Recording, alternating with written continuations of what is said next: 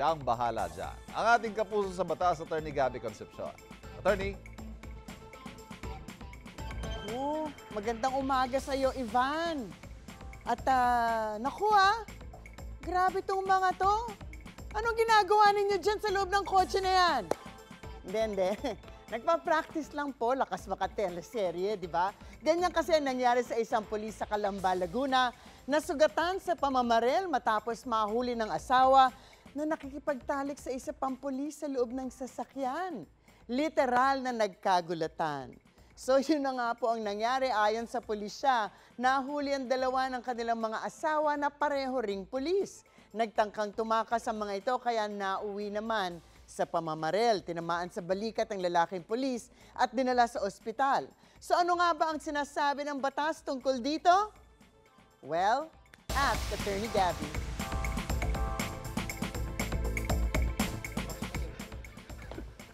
Attorney, parang teleserye naman yung mga eksena mo Nakita kanina. mo ba?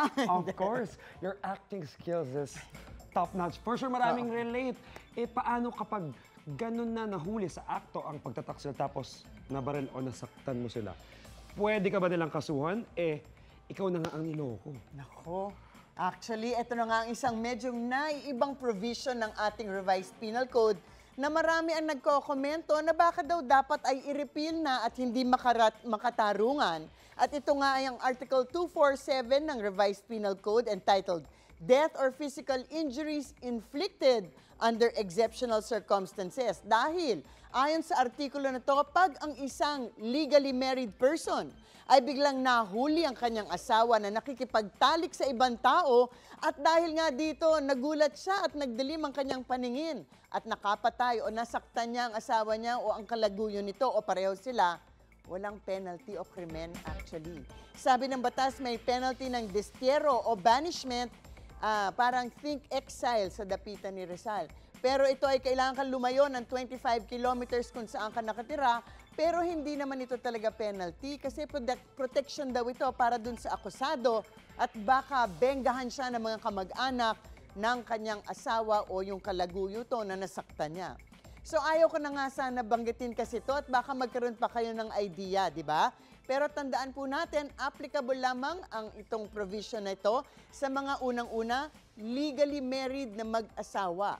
Pangalawa, ang requirement din ng batas ay caught in the act ng pagtatalik. Hindi nagyayakapan o naghahalikan lamang. Hindi rin pwede yung nagsususpetsa lang kayo o matindi ang paghihinala ninyo. Kasi kung ganon, parricide ang aabutin na kaso sa inyo. Okay, magandang naliwanagan tayo lahat mga kapuso. Oo pero huwag niyo masyado. Yes. Baka mamaya gamitin ng mga tao. Again, hindi sabi ni yan ang Attorney, ating purpose. Tayo na sanang banggitin pero just for your Pero binanggit information na rin to natin. educate. Correct. Yes. Pero ito, Attorney, minsan nga ang mga nagtataksil ang galing magtago. Ano ba talaga ang kailangan pruweba para maparusahan sa batas yung mga taksil na yan? Ako parang meron kang kakilalang Ang lalim nito, ganyan, ba't ako ha? yung nilagay nyo dito? Parang may hugot. Well, yung pruweba ng pagtataksil, medyo mahirap talaga yan. Kasi of course, this is the kind of crime na nako-commit in secrecy, kaya marami ang nakakatakas. Of course, ang best evidence ay eyewitness account ng pagtatalik, katulad nga nitong nabalitaan natin. Pero pwede nyo rin gawin, mag-compile kayo, love letter, video, litrato. Yung iba nga nag-hire pa ng private investigator. Tandaan na ang adultery at concubinage ay mga krimen sa ilalim ng revised penal code ukol sa mga pagtataksil tulad nito ng mga may asawa. Pero unfair nga dahil nga sa mga babae, adultery ang krimen at ito ay kung makipagtalik sila sa isang lalaki na hindi nila asawa kahit minsan lang.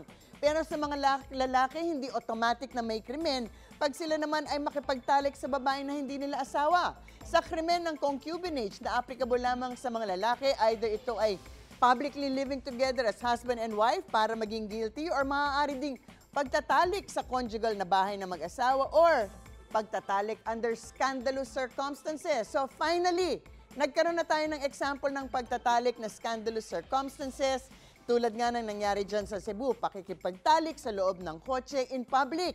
So yan, malamang yan ay isang halimbawa ng sex under scandalous circumstances that will qualify as concubinage sa ilalim po ng batas natin. Nako, ang init na nga ng panahon. Nakakainit pa ng ulo ang topic na to, ha? But let's cool down. Remember, ang mga usaping batas, bibigyan po nating linaw dito. So para sa kapayapaan ng pag-iisip, huwag magdalawang isip. Ask Attorney Gabby.